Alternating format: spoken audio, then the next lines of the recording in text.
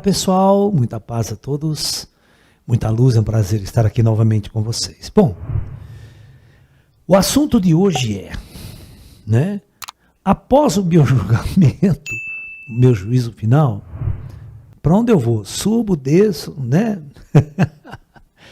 Então, vamos tentar entender essas questões bem da tradição esotérica, né, das tradições religiosas do passado, né?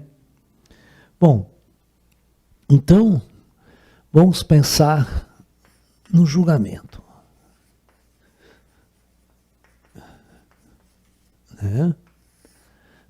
Então, vamos supor que a religião católica, por exemplo, como ela não acredita em reencarnação, então, o que acontecia? O indivíduo morria e ia para o julgamento. No julgamento tinha 3 opções, né? Você vai para o céu, você vai para o purgatório, ou você vai para o inferno, né? Então tem essas 3 opções. Só que esse é o problema sério da religião católica, né? Eternamente, sem segunda chance. Então isso é uma coisa extremamente intimidadora. Isso aqui é um terrorismo desgraçado, né? Empregado pela Igreja Católica ao longo de toda a sua história. Então as pessoas eram extremamente pressionadas a seguir os preceitos da Igreja, porque não queria ficar em nenhum desses 2 níveis aqui, né? Porque tudo era eterno, tudo era uma coisa assim sem segunda chance, né? E a promessa, né, era o paraíso, né?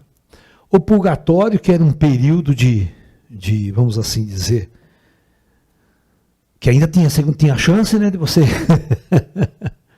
depois de um tempo ir para o céu. E o inferno seria sofrimento eterno. E é interessante que todas as vezes que se citava o conceito de céu e conceito de inferno, né, céu era lá para cima e o inferno era lá para baixo. Tem até a história do elevador, né? Sobe, desce. Isso aqui é o paraíso na Terra, né? O paraíso, você vai para o paraíso, né? O que tem no paraíso? Você não vai precisar mais trabalhar, né? Vai ter um monte de virgem para você toda hora, porque tem fábrica de virgem lá, você sabe disso, né? Porque depois que usou a primeira vez, não é mais virgem, pô, né? Como é que fica a situação? Então, vai ter que ficar, vai ter que ter uma fábrica de virgem lá. Ficar produzindo, né? E o inferno, né? Totalmente, um lugar totalmente quente, fedendo enxofre, né? Só pegador, né?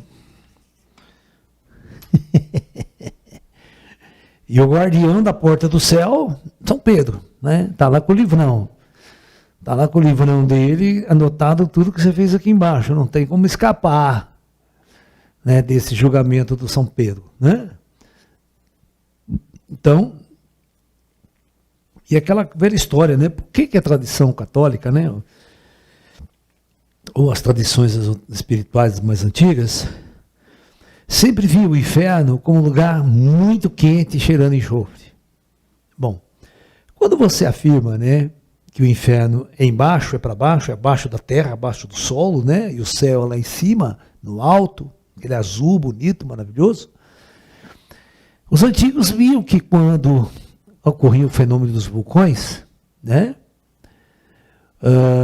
o deus Vulcano, aquela coisa toda, né?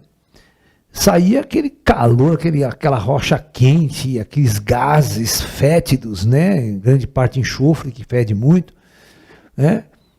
Então, os antigos acreditavam que lá o inferno, que seria abaixo da terra, seria um local totalmente quente, com lava incandescente e com aquele perfume agradável, né? De ovo choco, né? De ovo podre, né? Que é o cheiro do enxofre, né? Então eu acho interessante quando as pessoas, as tradições antigas, viam, né? Pelo seu pequeno e simples conhecimento da natureza da terra, né, para criar um inferno totalmente quente, um inferno totalmente pegando fogo constante, né, aquela coisa, né? O Satanás tira de letra, né, porque ele gosta de um calorzinho, né, ele detesta frio, essa coisa toda, né?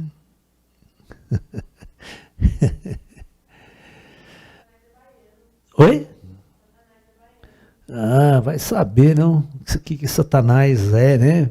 Esse conceito. Então, na verdade, a Igreja Católica, ela conseguia, e as religiões antigas, elas sempre disputavam, né, os discípulos ou a crença como algo, vamos assim dizer, ditatorial. As igrejas eram muito ditadoras, né? Ditadoras da verdade. Ou seja, se você está comigo, você está com Deus. Se você não está comigo, você é minha inimiga. Você é o inimigo, você é coisa do Satanás. Entendeu? Você é partidário do Satanás. Não tinha um meio termo nessa história aí, né? Então, as religiões antigas eram muito, muito ditatoriais. E para angariar esses discípulos, para prender esses discípulos à sua crença, eles usavam uma coisa chamada terrorismo religioso. O terrorismo religioso é exatamente você criar o inferno e criar o demônio, o Satanás, que vai tentar, numa disputa constante, roubar você de Deus e levar você para o inferno. Né? E, por exemplo, o culpado não sou eu não sou culpado dos meus erros, é o Satanás que está me tentando, é o Satanás que está, né, ganhando essa batalha de Deus e está levando a gente para o mau caminho, levando a gente para o inferno. E então a Igreja Católica cria esse terrorismo religioso, né?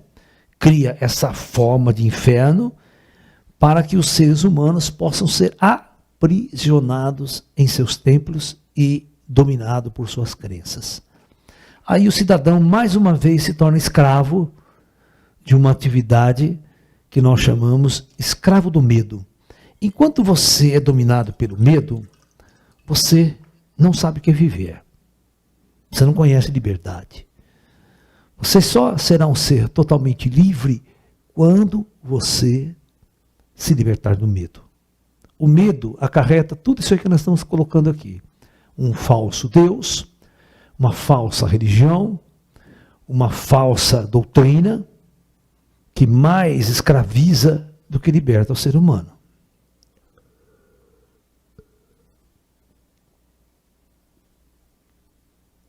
Jesus sempre criticava, né, os sacerdotes lá, sempre criticavam aquela forma de poder sobre o ser humano, né? Ao invés de libertar o ser humano, as igrejas escravizavam o ser humano, né? As religiões escravizavam. E isso não é o correto, né? Isso não é o correto.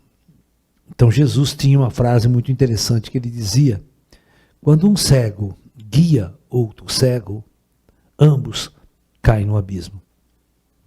Então, você pega um homem totalmente cego, um ser humano simples, guiado por um pastor, por uma religião profundamente ignorante da verdade, então é um cego guiando outro cego, né? Criando essas propostas de inferno, criando purgatório, criando proposta de um céu. Se você se comportar direitinho, você vai, de acordo com as regras da igreja, você vai para o céu. Se você não se comportar, você vai para o inferno. Né? Durante a Idade Média, era muito engraçado, né? A igreja, ela vendia indulgências. O que é isso daí, indulgência? Vamos supor que uma pessoa muito rica, ela cometesse um crime ou fizesse uma coisa muito errada, teoricamente ia para o inferno, né? Então, o que a igreja fazia? A igreja cobrava uma grana alta, violenta, para limpar o nome do cara, tirar o nome do cara da reta do inferno, né? Então, vendia praticamente a salvação, né? Você tinha que pagar pela salvação. Aí a igreja te doutrinava, né? Você quer ver uma coisa interessante que aconteceu na igreja ligada ao juízo final? Quando houve a aparição de Fátima, em 1917, né,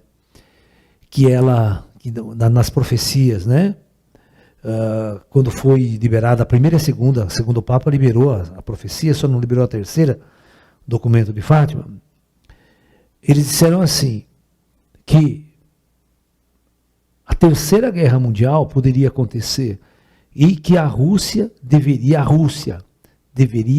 ser consagrado ao coração da Imaculada Conceição. Né? Consagrar a Rússia, e isso impediria que houvesse a guerra e o holocausto. O Papa, naquela época, foi lá e fez uma cerimônia de consagração da Roma, uma cerimônia dentro da igreja lá, cara. Não tinha nada a ver com os políticos, as ideologias russas, marxistas, que é totalmente ateu, né, em plena Guerra Fria, aquela coisa toda desgraçada. O Papa foi lá e fez a cerimônia de consagração da Rússia e tal. Né? Aí passou, né, todo esse tempo. Agora a Rússia está ameaçando de novo com essa guerra na Europa, ameaçando usar armas nucleares, ameaçando, né, disparar uma terceira guerra mundial.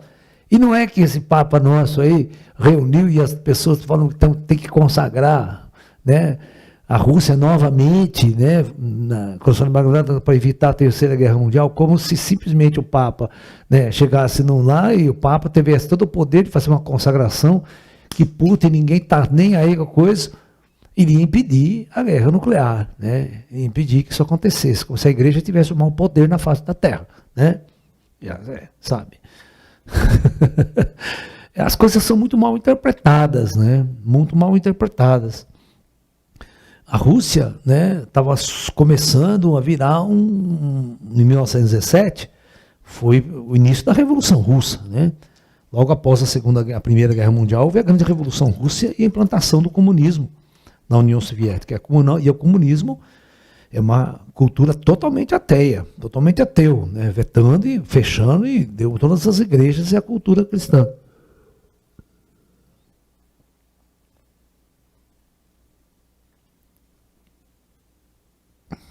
Talvez, para aquelas crianças, né, o discurso para 3 crianças, né, que eram bastante ignorantes na época, poder absorver uma ideia, né, de que iria acontecer essa filosofia marxista ateia, e que Rússia iria totalmente contra os valores da Igreja Católica e ia fechar totalmente a Igreja cristã na Rússia, né? E isso seria uma coisa muito ruim, poderia criar um materialismo dialético e poderia criar uma falta de espiritualidade, que aí sim poderia levar a humanidade a uma grande guerra mundial, um grande conflito mundial. Bom, mas eu acho que não é só o benzimento de uma santa, uma reza que o Papa vai fazer lá no Vaticano, que vai consagrar a União Soviética, que vai impedir uma guerra nuclear. É muito bestial esse tipo de visão, né?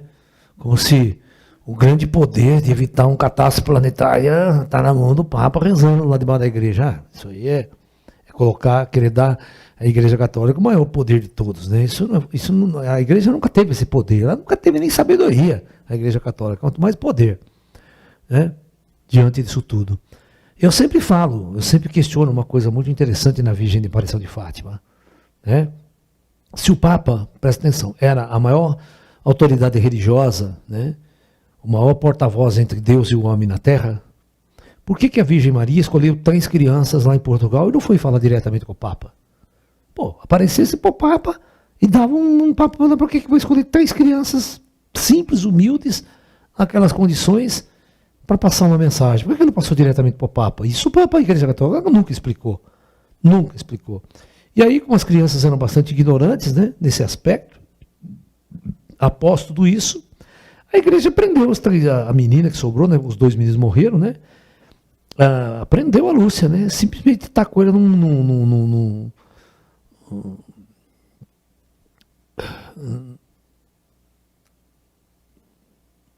numa prisão religiosa, que era aqueles mosteiros, né, onde as pessoas tinham voto de total isolamento, né, e ninguém falava com essa menina mais. Ninguém falava com a Lúcia. A Lúcia não dava entrevista, não dava reportagem, ninguém falava com ela, ela não podia conversar com ninguém além do Papa. Né? Olha o medo da verdade. Por que todo mundo tinha medo da verdade? Porque todo mundo tinha medo que essa menina falasse. Passasse por cima da autoridade do Papa e falasse. Né? Esse é o grande problema, talvez, dessas instituições que pregam essa visão de céu e de inferno. Né? É claro que o inferno é construído aqui, por nós mesmos, através do nosso sofrimento, das guerras, dos massacres, das doenças e tudo que nós passamos neste mundo, já é o inferno. Né? Aquele escritor Aldous Huxley, né? Ele escreve uma frase assim que provavelmente a Terra, né? Aqui a Terra seja o inferno de outros planetas, né? Inferno de outros mundos, né? Tem toda uma verdade nisso que ele está falando, tá? Porque para onde irão os espíritos após o julgamento, né? Para onde irão? Para onde irão os espíritos após o juízo final? Né? Aonde nós iremos conduzir essa quantidade de espíritos, essa quantidade de alma que hoje mergulha nas trevas do materialismo, que hoje mergulha nas trevas do poder, do dinheiro, da fama, do sucesso, e para isso tortura, massacra a quantidade de pessoas necessárias para se manter essa estrutura no poder. Olha a guerra hoje em pleno terceiro milênio de 2022 na Europa, né? Um país que seria civilizado, né? Uma das regiões mais civilizadas do planeta. Quando acontece uma guerra lá na África, uma guerra lá no Oriente Médio, porque aquelas pessoas são primitivas, porque aquelas pessoas são isso, são aquilo, né? Por isso eles ficam em guerra. Mas e quando acontece uma guerra civil na Europa? Onde as pessoas são brancas, né? Cultas, inteligentes, e o massacre se dá na mesma proporção, ou até maior. Né? Aí preocupa o mundo, aí preocupa a Europa, né? Aí preocupa os países chamados de primeiro mundo, aqueles que são ricos, têm dinheiro, têm grana, porque a guerra está ali, está sendo massacrada pessoas, bombas cada vez mais poderosas, armas cada vez mais sofisticadas. Né? Então isso já transforma a vida das pessoas no inferno. Ou elas morrem, são destroçadas pelas bombas, ou os que ficam passam fome, né? Vive o pão com o diabo amassou, como a gente fala, né? Pela própria situação criada pelo ser humano. Né? É como se o próprio ser humano criasse o seu próprio julgamento, né? Ele fizesse o seu próprio inferno. Né? É bem por aí, né? É bem por aí. Então, eu penso que nós estamos vivendo momentos muito, muito, muito interessantes da nossa civilização e de nossa humanidade. Nós precisamos ter muita fé, né? Nós precisamos ter muita força interior para passarmos por esses momentos difíceis que a humanidade está vivendo nos dias de hoje. Não é descartável, não é descartável uma guerra nuclear. Não é descartável. O homem tem esse livre-arbítrio ainda. Né? Por enquanto, ninguém está usando essas armas, né? Porque não está usando uma arminha. Na hora que a coisa apertar para um dos lados, a hora que a Rússia começar a perder o conflito e não começar a dominar o conflito dentro do armamento que eles têm, ele vai apelar.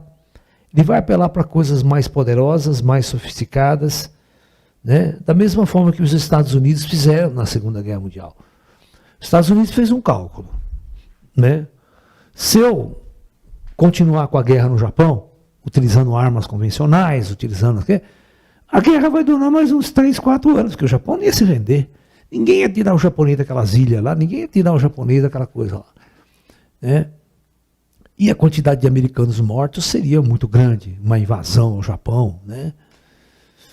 Seria. Agora, então a mesma coisa, a Rússia está fazendo cálculo, uma invasão total. Ela botou quase 200 mil soldados, esses 200 mil soldados não chegaram em Kiev, não invadiram, não conseguiram dominar. Quanto que soldados vai ter que morrer, vai ter que usar para poder tomar aquele país. Né? Então, provavelmente, aí os Estados Unidos fizeram exatamente o seguinte: jogaram 2 bombas atômicas. Falou para o Japão: ó, vocês se rendem, ou nós não vamos colocar mais soldado para lutar com vocês aí não, para durar mais 2, 3 anos de guerra. Nós vamos usar essas armas, que nós vamos jogar sobre todas as cidades japonesas.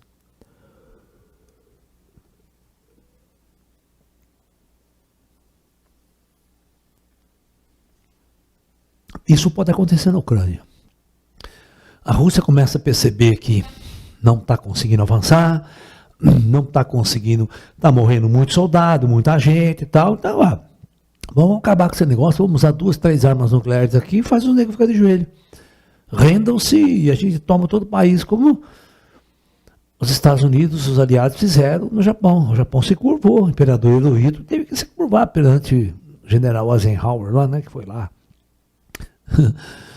Né, que foi lá, Marshall, mas esqueci o nome do general americano que foi assinar o rendimento do Japão lá, né, a rendição japonesa. É terrível, né, a situação, mas isso pode acontecer novamente. Isso pode acontecer novamente. Porque você vê, o que acontece? Os americanos começam a fornecer armas cada vez mais modernas para a Ucrânia e a guerra não acaba. Aí os russos começam a perder terreno, né? Essa semana, ontem ou hoje, os russos perderam o maior navio cruzador deles no Mar Negro, né? Agora, ninguém sabe quem que destruiu esse navio. Como que foi destruído? O maior poderio naval, um navio de maior poderio naval soviético, russo, né? Não tem mais soviético. Mas é engraçado que os tanques, os russos desfilam tudo com a bandeira da União Soviética, que não existe mais. Só existe Rússia agora, não existe União Soviética, mas o sonho dos russos é voltar a ter um domínio e ter todos os países que antes pertenciam à União Soviética de novo na mão deles, comendo na mão deles. Por isso esse sonho de usar a bandeira soviética.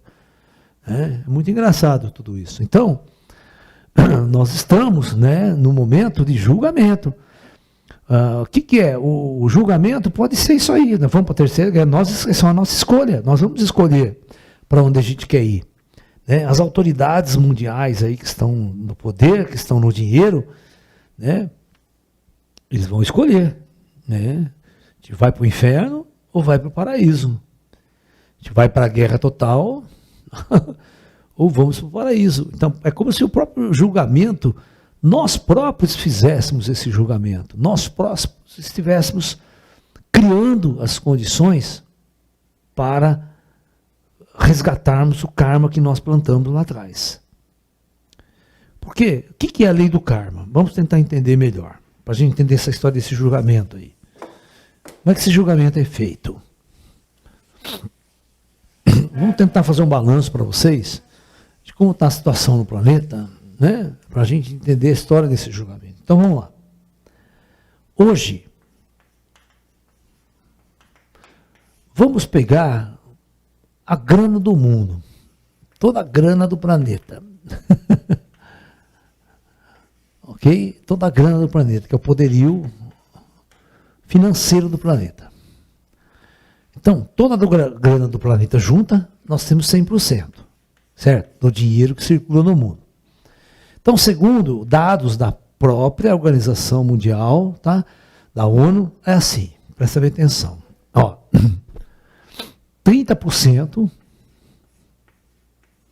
de toda a grana que circula no planeta está na mão da máfia, das máfias, que é tráfico de drogas, prostituição, né, tráfico de armas e essas coisas todas. Então, 30% de toda a grana passa na mão da máfia. Tá? Tráfico de prostituição, essa coisa assim, é coisa ilícita. Mais 30% está na mão dos grandes conglomerados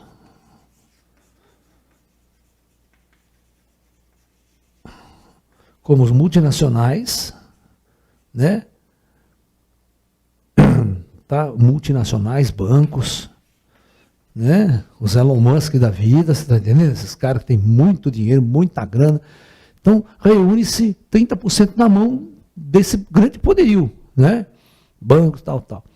Mais 30% desse dinheiro, agora que é interessante, está na indústria militar, na indústria bélica.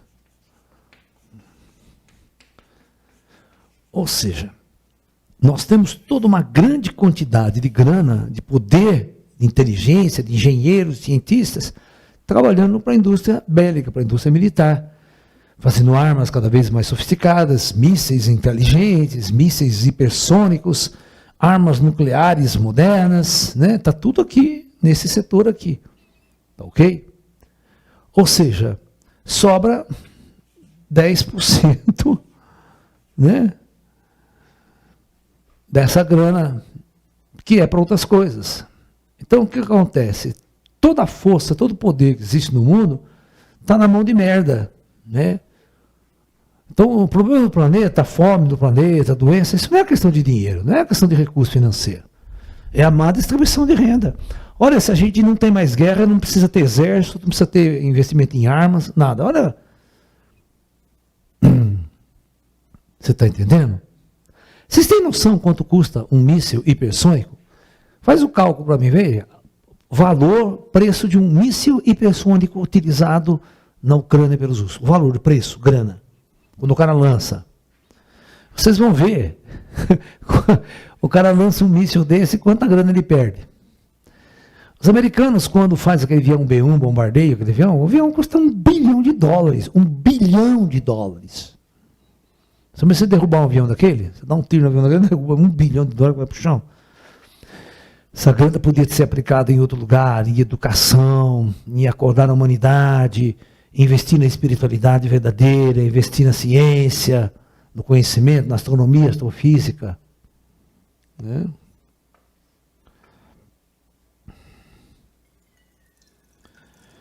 Você vê, $1 bilhão não é o preço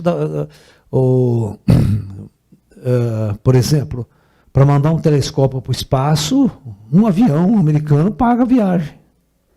Paga a construção do telescópio. Achou?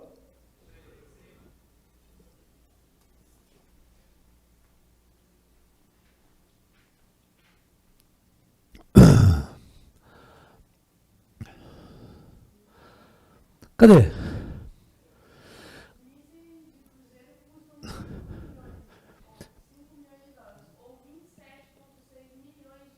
Reais. O lance é o seguinte, esses mísseis, cruzeiros aqui que custam, esse não é o hipersônico, tá? Esse é o chamado Tomahawk americano. Esse é o Tomahawk, é o míssil comum de cruzeiro que eles têm, tá? Esse é um Tomahawk. O Tomahawk custa $5 milhões.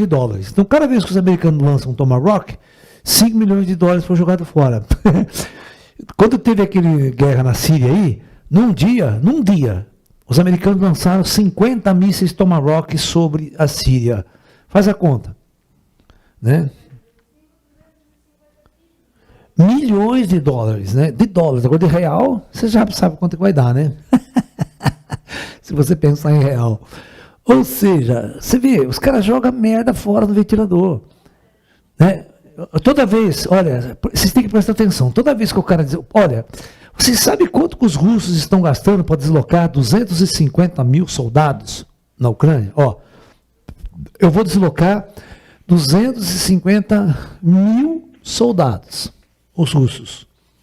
Vocês vão ver o que é a lei do karma. A lei do karma é aquilo que você planta, você colhe. Nós estamos plantando isso, estamos plantando isso com o dinheiro que a gente tem. Tá? Então, 250 mil soldados. Esses caras têm que ter uniforme. Esses caras têm que receber um salário. Eles não vão lá de graça. Né? Outra coisa, tanque de guerra, armas, fuzis, metralhadoras, tudo que esses caras vão levar. Tem que ter comida, 24 horas, tem que todos os dias ter comida, tem que ter cozido.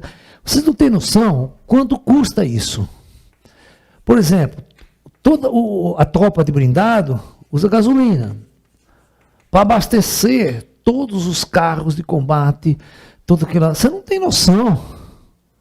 de quantos bilhões de dólares não está sendo gasto, né, por mês para sustentar uma tropa e sustentar uma guerra lá. Cada míssil que você lança, cada tomahawk, cada avião que vai lá, bombardeio, é derrubado, outro míssil de mão, com negócio, tudo isso custa muito caro. Muito caro. E é nesses conflitos que essa indústria fica rica, que ela vende. Então ela vai vender armamento, então para ela é muito interessante que existam as guerras, né? Ela vai fomentar até a guerra, se for preciso, né? Ela precisa vender. Né? As indústrias armamentalistas estão com estoque cheio de arma lá parada, tem que vender para alguém se matar. Né? Então, é isso que a gente está plantando. E a lei do karma diz o seguinte: eu planto, eu mesmo colho. Você percebeu que nessa própria situação nós estamos construindo o nosso próprio futuro? Ou seja, o julgamento está aqui, está nos meus atos. A ação, então, eu tenho uma ação. Né? E a essa ação existe uma reação. Né? É a lei do karma. Né? O que eu estou plantando? Todo o dinheiro, todo o potencial do mundo está indo aonde? Né? Eu vou colher isso aqui. Certo? Cara, eu não duvido que dentro de alguns, não posso dizer amanhã, depois, daqui um mês, 2 meses, mas se a guerra complicar, eles vão usar arma nuclear. Não os americanos primeiro, os russos. Mostrando que os russos, ninguém põe a cara comigo porque eu uso arma nuclear mesmo. Eles não vão usar arma nuclear contra a OTAN, contra os europeus, direto. Eles vão usar contra os ucranianos que não têm um poder de ação. Eles não têm um contra-ataque nuclear, eles não têm armas nucleares. Certo? Se eles tiverem, porque ele comprou de alguém foi lá e deu para ele. Né? Os americanos podem, ó, essa bombinha nuclear aqui, mas não conta para ninguém que foi eu que dei para você. Ah. A guerra na Ucrânia, em 23 dias, desde a invasão, já custou 19,9 bilhões de dólares. Para quem? Para a Rússia. E para a Ucrânia? Você tem 2 países gastando. Fora a morte. Você tem toda a Europa gastando. A partir do momento que os americanos fizeram um bloqueio, esses bloqueios custa bilhões para os cofres públicos da Europa. Esse bloqueio de você poder comercializar, não pode vender, as passagens de avião você não pode viajar, esse é o chamado, esses embargos. Né? Tu custa bilhões, não é só, tem muito dinheiro envolvido nisso. Né? Você está entendendo? Porque não há o comércio para você não vende, tem aquela lojinha que ganhava dinheiro e não vai ganhar. Né? Você vê a gasolina nossa, foi lá para a puta que pariu, tudo isso aí é nós que estamos pagando a conta da guerra. É o sistema globalizado. Então, esse é um grande problema. Tá? É a lei do karma. Nós plantamos e nós vamos colher. A humanidade está plantando a guerra. Ela está gastando bilhões na guerra. Ela não está gastando bilhões na educação, na saúde. Ela não está gastando assim, bilhões para mandar uma nave para o espaço para a gente descobrir, né, ET, descobrir outras consciências, descobrir cidade astral, descobrir vida após a morte. Já pensou se a gente investe essa grana para descobrir vida após a morte? Se a ciência investe tudo isso para descobrir vida após a morte?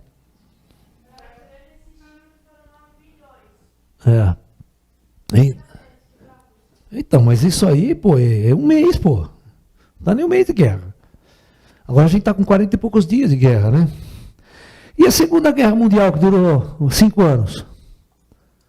Quanto que não gastou? Todo mundo. A grana que não foi investida para fazer a guerra. Aí estava todo mundo falido mesmo.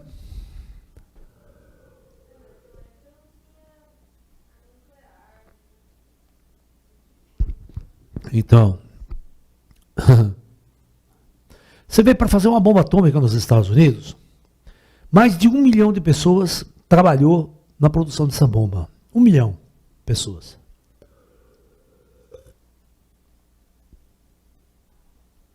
Entre cientistas, trabalhadores, mecânicos, todo mundo que trabalhou para produzir uma bomba atômica. O que está? 1 trilhão, né? Custos. Né? O conflito que ceifou a vida de custou 1 trilhão e 300 bilhões de dólares. Sabe o que é 1 trilhão e 300 bilhões de dólares? É um negócio absurdo.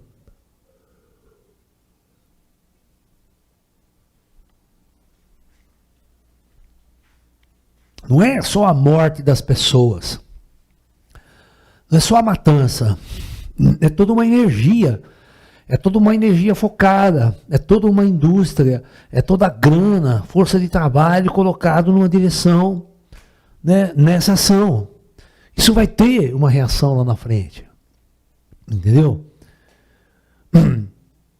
Por exemplo, nos Estados Unidos, eu estou investindo trilhões de dólares anualmente na indústria armamentista, na produção dessas armas sofisticadas, mísseis mais velozes, mais inteligentes, ogivas nucleares que custam uma fortuna.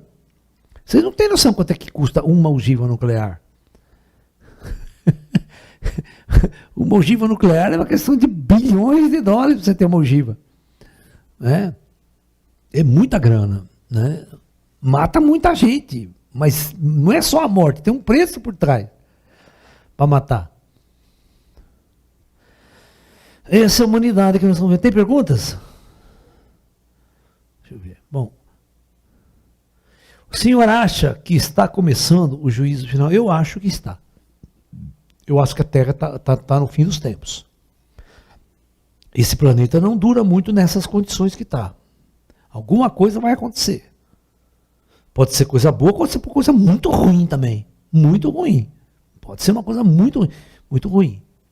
Né? O senhor acha que, apesar de estarmos em livre-arbítrio, poderia haver uma intervenção extraterrestre impedindo a Terceira Guerra Mundial? Tudo é muito difícil de saber.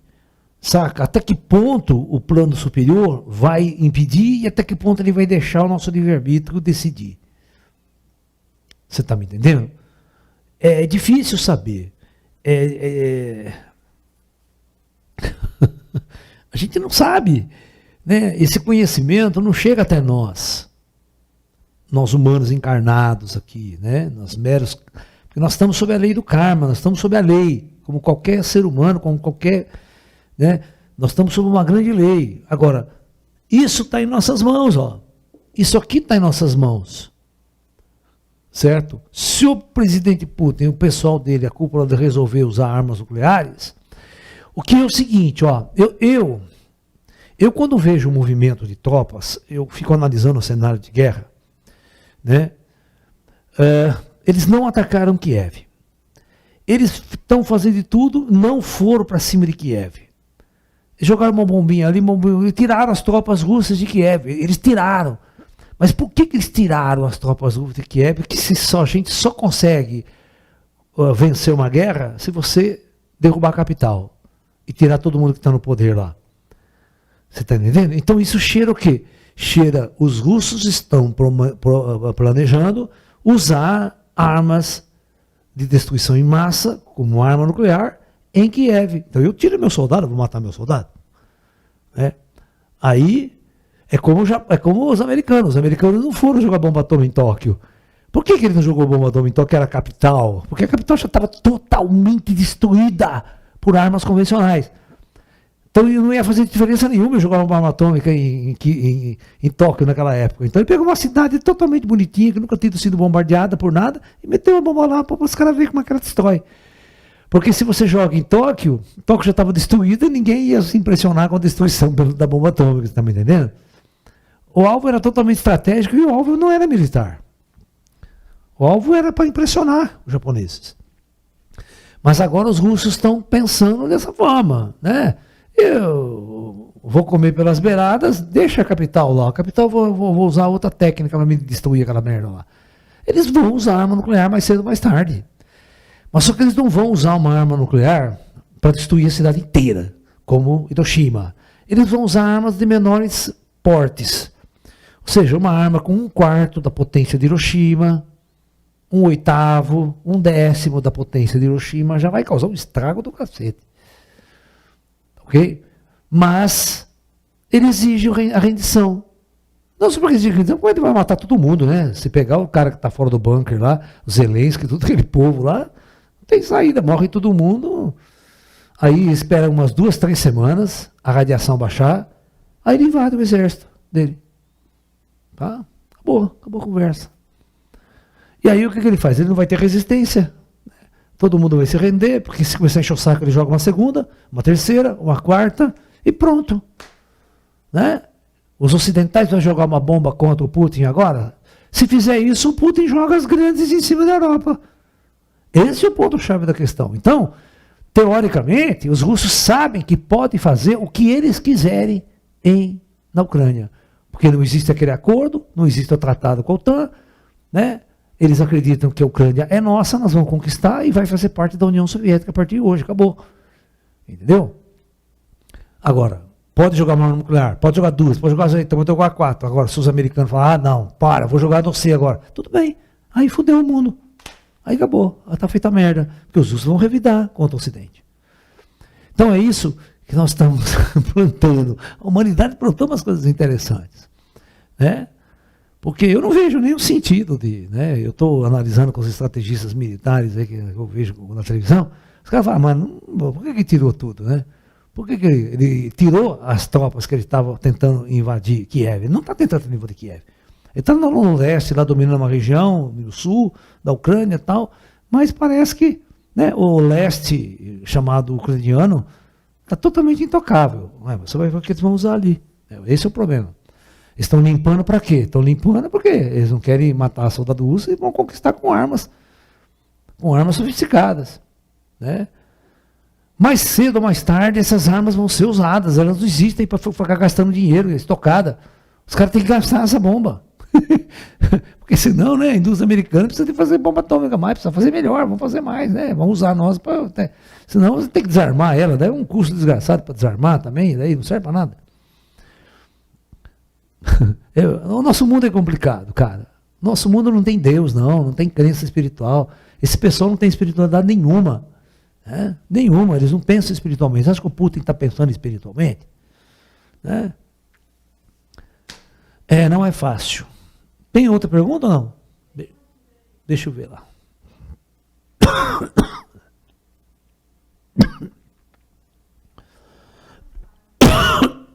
Desculpa. Os sinais são fortes da destruição ou intervenção planetária. A pandemia está acabando. Logo, são sinais fortes. Seria isso? Então, cara, são sinais. Eu não vou falar nada. Eu vou ficar quieto no meu canto. Eu não vou falar porque eu não posso falar nada. Eu não posso.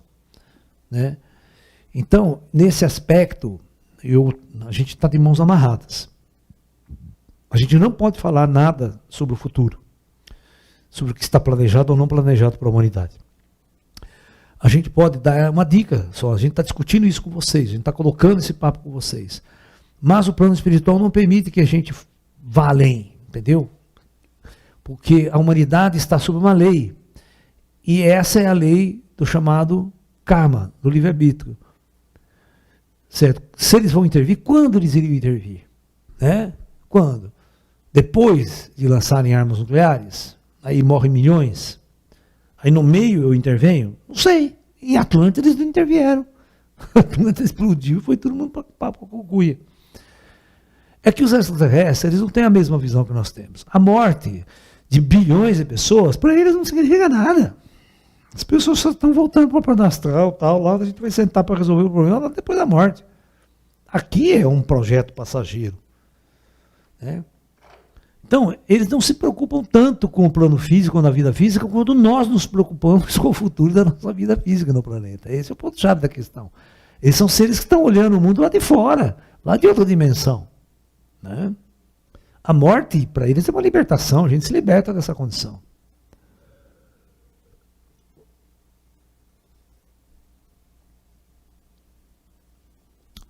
Muito bem. É óbvio que eu trabalho desde que... eu sempre tive um certo medo desse apocalipse, sabe? No sentido real da coisa.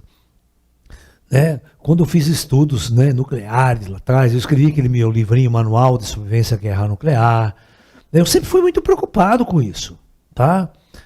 Entendeu? Mas é muito, como o mundo é muito engraçado, né? Até 2 meses atrás, não havia a mínima possibilidade de uma guerra nuclear. Nada apontava, estava todo mundo quietinho no seu canto, as armas, né? De uma hora para outra, inexplicavelmente, pum, a Rússia vai lá e invade a Ucrânia. Começa a ser puta meleco do cateco, saca? Se a China invadir Taiwan, isso não vai demorar muito para a China invadir Taiwan. Aí os americanos estão com uma frota de navios lá, né? Porta-aviões, né? Vai intervir? É o mesmo processo, né? Vai intervir? Aí você vai enfrentar a China nuclearmente, né? Aí tá uma zebra desgraçada. Entendeu? Então, ninguém vai botar a mão no fogo com uma potência nuclear gigante. Sabe? Porque se botar a mão no fogo, aí é a Terceira Guerra Mundial, com armas nucleares. Aí a gente não sabe onde vai parar. Não sabe onde vai parar. Né? Então nós temos que rezar, botar a mão na cabeça, para esses caras não fazer besteira. Né? Já estão fazendo besteira, estão dizendo que estão usando arma de fósforo. Né? Mas isso aí eles já usaram, o Vietnã usou muito, o americano usou muito napalm, né? Napalm é a mesma coisa que essa bomba de fósforo, é palmitato de sódio, uma desgraça, uma bomba incendiária. Né? Na Segunda Guerra Mundial, eles usaram napalm no Japão. Bomba de napalm, que é uma bomba incendiária. O Japão tinha as casas de madeira, a maior parte da casa de madeira no Japão, ninguém parava incêndio, queimou a Tóquio inteira. Né? Teve um evento, deixa eu explicar um negócio para vocês que vocês não sabem. Teve uma cena na Segunda Guerra Mundial no Japão, os bombardeios começaram a incendiar, certo? O pessoal correu tudo para uma praça, juntou quase que 60 mil pessoas numa praça em Tóquio. Todos morreram queimados. Todos morreram queimados. Todos. Quase 60 mil pessoas morreram queimadas numa praça, porque estava tudo incendiado, não tem onde cair, não tem onde correr. Ninguém fala disso, né? É como se esse karma tá... Né? Não foi bomba atômica, foi bomba convencional. Bomba incendiária. Né? Não tinha para onde correr, começava daquele pé de vento, aquele calor insuportável, sabe? As pessoas morreram queimadas na praça, não tinha para onde correr. Né? O caso é sério, a gente não tem noção do que esse planeta já construiu de sofrimento humano, de tortura humana, mulheres, crianças, pessoas que não... Né? Na Segunda Guerra Mundial, as armas eram atiradas em qualquer lugar. Onde a bomba caísse, caiu. Tinha precisão. Passava um avião lá de cima, soltava as bombas lá, a bomba só caía. Não eram bombas dirigidas. Bom, será que deixar de ocupar a capital não seria também porque os russos não desejam somente parte da Ucrânia? Será que eles querem tudo? Claro que eles querem tudo. Não adianta pegar parte da Ucrânia. O que ele vai fazer com parte da Ucrânia? Ele quer pegar a Ucrânia inteira, ele quer derrubar o governo ucraniano para ele instalar a União Soviética. O sonho do Putin é revitalizar a União das Repúblicas Socialistas Soviéticas. Ele tem que derrubar o governo e botar um governo pró-russo. Ou seja, será o braço, né, russo ali. Entendeu? Quem vai comandar é a Rússia, não vai ser mais um país independente. A Ucrânia não será mais um país independente. É um país tomado pelos russos. Né? Existe uma série de problemas. Por que ele tem que bombardear nuclearmente? Porque se ele vai lá e derruba a capital, a guerra não acaba. A guerra não acaba, porque os guerrilheiros vão ficar guerrilhando, infernizando o exército russo, escondido e tal. Sabe, uma guerra de guerrilha dura 10, 20 anos. Os Estados Unidos fez isso com todo o poderio militar americano no Vietnã. Eles nunca conseguiram ganhar a guerra no Vietnã com um soldadinho que tinha uma sacolinha de arroz para comer, cara. Entendeu? Não conseguiram ganhar a guerra. Tiveram que sair de lá, porque você pode derrubar o governo, né? Mas o governo não é o país. O governo é um cara, é um presidente. Você pode matar o Zelensky, né? Mas vai tirar 30, 40 mil soldados com arma na mão no meio Vai pegar esses caras. Vai e manda o soldado entrar lá e pegar. É como você ir lá agora hoje no Iraque, no Irã. Era terrível, os americanos tomavam bala para todo quanto é lado. Pega um franco-atirador lá, certo? O que os caras mais fazem? Franco-atirador, por exemplo, o franco-atirador ucraniano, os francos-atiradores ucranianos mataram mais de 20 generais de alta patente russo. Que os caras, o que eles fazem? Eles ficam escondidos a 200 metros, 300 metros de distância. Um fuzil de alta potência, o general passa com 5 estrelas e tem que dar no peito dele. É burro, né? Você não tem que, quando você vai para uma guerra, você não tem que botar reforma de general. Ninguém tem que saber quem que é o comandante, quem que é o capitão, quem que é o general. Não tem que ter fardo, tem que ser tudo igual, né? Porque é óbvio, né, que o cara vai lá. Na Rússia aconteceu a mesma coisa na Segunda Guerra Mundial. Tem até um filme, né, do franco-atirador russo, né, que ele matou não sei quantos oficiais alemães, né? Ele era um franco-atirador, ele pegava os carinhos de uniforme, maitiano, e pá, na orelha do cara. Essa guerra nunca acaba. Ela nunca acaba. Tem que haver uma rendição total, como aconteceu no Japão. Uma rendição total. E para isso acontecer, tem que usar uma arma nuclear lá. Senão você não vence. Hoje em dia não se vence mais guerra. É muito complicado, né? Porque é como os estrategistas, você tomar um país é muito fácil. O difícil é você se manter lá. É ver o que aconteceu no Afeganistão. Os americanos lá ficaram mais de 20 anos lá, não aconteceu nada. Aí você tem que fugir com o rabo entre as pernas e tudo volta ao normal de novo. Os caras tomam o poder de novo.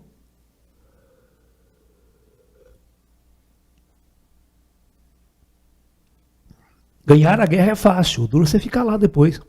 Que vai ter. É igual a França.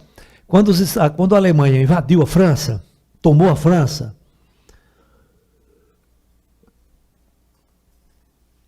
aí existia uma tropa chamada Resistência, a Resistência Francesa, né? Que era a resistência. Era um grupo de civis, eram pessoas que se escondiam armados e iam fazer, ou seja, era tudo de emboscada. Os resistentes só faziam emboscada. Emboscava, corria para o meio do mato, sumia. Não é um exército armado que vou lutar contra você, contra seus tanques. Não, é uma luta de guerrilha.